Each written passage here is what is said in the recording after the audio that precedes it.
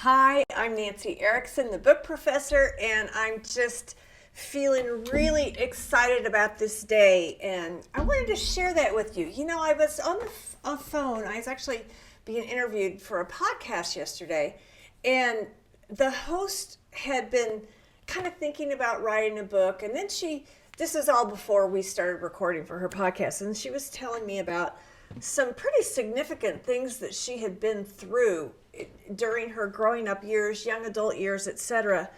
And she had overcome them all and came out really strong as a person. Now, granted, when we go through trials and trauma, we're changed by that. But she had come out so much better, so much stronger, so much more confident in her person.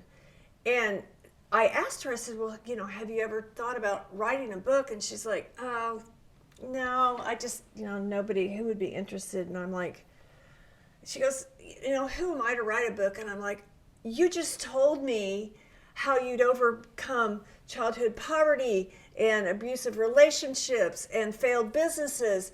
And who are you to keep that to yourself?